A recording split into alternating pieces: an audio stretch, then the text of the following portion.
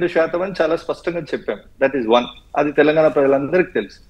2, మేము దానికి అనుగుణంగా ప్రభుత్వం రాగానే ఒక నిర్ణయం చేసి కామారెడ్డి డిక్లరేషన్ లో 42% అని చెప్పాను సార్. నేను కాదనట్లా. ఓకే, మైర్ కూడా ఒప్పుకున్నాడు కదా దాన్ని. నేను అనేది ఏంటంటే 42% అని అప్పటికి కులగణన అవ్వలేదు కదా, మీరు ఎలా ఒప్పుకున్నారు? అప్పటికి కొంత empirical data based on the previous ఇది గ్రోత్ ప్యాటర్న్ చూసిన తర్వాత మా విభాగం, మా పార్టీలో ఉన్న సోర్సెస్ తోని మేము కొంత క్యాలిక్యులేట్ చేసి ఒక అబౌవ్ 50% ఉన్న 42 అయితే అంటే మీరు ముందుగానే ఒక ఫిగర్ అనుకుని ఆ ఫిగర్ ని సర్వేలో చొప్పించారా? లేదండి, సర్వే తేలింది ఎంత విత్ మైనారిటీస్ తో చూస్తే 56, వితౌట్ మైనారిటీస్ 46 కదా సార్. అదే చెప్తున్నా, 46% బీసీ జనాభా తేలింది. మేము 40% అంటున్నాం కదా. With minorities 56%. 56% with minorities. అయితే సార్ పాయింట్ హియర్ ఈజ్, కేంద్రంలో అట్లీస్ట్ ప్రెసిడెంట్ గారి దగ్గర పెండింగ్ ఉన్న బిల్ ఏంటంటే, తెలంగాణ రాష్ట్ర అసెంబ్లీ పాస్ చేసి వారికి పంపిన బిల్ ఏంటంటే, తెలంగాణలో బీసీ సామాజిక వర్గానికి అకాడమిక్ గా అంటే ఎడ్యుకేషనల్ ఇన్స్టిట్యూషన్స్ లో, జాబ్స్ లో, లోకల్ బాడీస్ లో 3 విషయాల్లో 42% రిజర్వేషన్ కు సంబంధించిన బిల్లును అసెంబ్లీ పాస్ చేసి గవర్నర్ గారి ద్వారా ప్రెసిడెంట్ గారికి పంపడం జరిగింది. ఇప్పుడు మేము తీసుకొచ్చిన ఎక్స్ట్రాడినరీ ఆర్డినెన్స్ ఏదైతే మేము తీసుకొచ్చామో అది కేవలం లోకల్ బాడీస్ కే పరిమితం, మిగతా వాళ్ళు ఎవరు ఎఫెక్ట్ అయ్యే అవకాశం లేదు. పాయింట్ 1. 2, మాకు ఈ ఆర్టికల్ రాజ్యాంగం మాకు కల్పించిన హక్కు 243D ప్రకారం మేము మా ఈ లోకల్ బాడీస్ లో 42% ఇచ్చుకునే అవకాశం ఉంది మా ప్రభుత్వానికి. State government can give 42% reservation for backward classes అనే ప్రొవిజన్ ఉంది. దాన్ని మేము ఇప్పుడు వాడుతున్నాం. లీగల్ గా అన్ని ఒపీనియన్స్ తీసుకున్న తర్వాతే, మళ్ళీ చెప్తున్నా వెంకటకృష్ణ గారు, ఎవరికైనా సందేహాలు ఉంటే మళ్ళీ లీగల్ గా అన్ని రకాల అభిప్రాయాలు సేకరించిన తర్వాతనే రాష్ట్ర ప్రభుత్వం 42% బీసీ రిజర్వేషన్ లోకల్ బాడీస్ లో అనే ఆర్డినెన్స్ తీసుకొచ్చింది. పాయింట్ 1.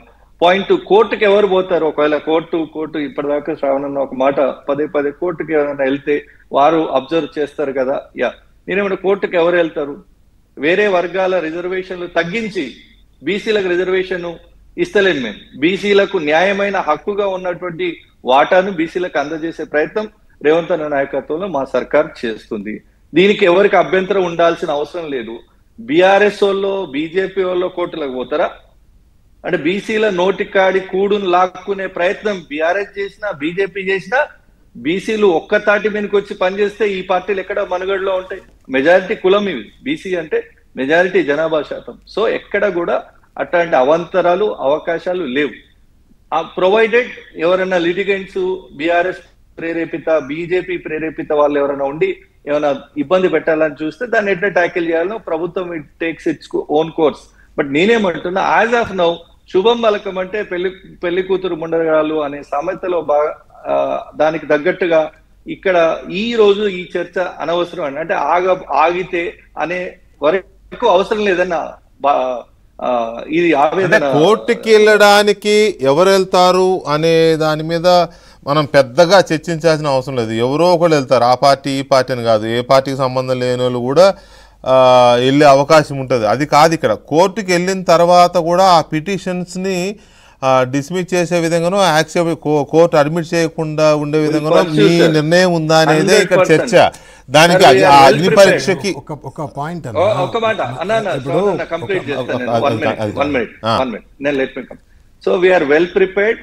లీగల్ ఒపీనియన్ తీసుకున్నాం, దానికి మేము పూర్తి సన్నద్ధంగా ఉన్నాం. ఎవరు పోతారో పోనీ కోర్టుకు దాన్ని ప్రభుత్వం చూసుకుంటుంది. ఒకటి. రెండోది, 2009 రెఫరెన్స్ అసలు ఇది అసందర్భము. ఇప్పుడు ఆ రెఫరెన్స్ తేవాల్సింది కాకుండా 2009 డిసెంబర్లో మీరు ఇచ్చిన మాట ఆ తర్వాత అనే మాట ఏదైతే శ్రవణ్ గారు తెచ్చారో కేసీఆర్ గారి దీక్ష గురించి చెప్పడానికి, నేనేమంటున్నా 2009లో మాట ఇచ్చింది కాంగ్రెస్, 2014లో మాట నిలబెట్టుకుని తెలంగాణ రాష్ట్రాన్ని ఇచ్చింది కాంగ్రెస్. ఈ రోజు ఆర్డినెన్స్ తెచ్చింది కాంగ్రెస్. బీసీ వర్గాలకు 42% లోకల్ బాడీలో రిజర్వేషన్ కోసం ఆర్డినెన్స్ తెచ్చింది కాంగ్రెసే. దీన్ని ముమ్మాటికి అమలు చేసి చూపించబోయేది కూడా కాంగ్రెస్ పార్టీ. రైట్. ఇది ఎంతవరకు చిన్న బ్రేక్ తీసుకుంటా, చిన్న బ్రేక్. నేను ఈ చర్చలో తూకిత్తా మైకిత్తా అనో లేకపోతే మీ పార్టీ మా పార్టీ అని చర్చ చేయడానికి నేను రాలే. ఒకటి నెంబర్ 1. నెంబర్ 2 ఏంటంటే నేను ఎందుకు 2009ని చెప్పినా అంటే అది కూడా తెలంగాణ 4 కోట్ల మంది ప్రజలకు సంబంధించిన ఒక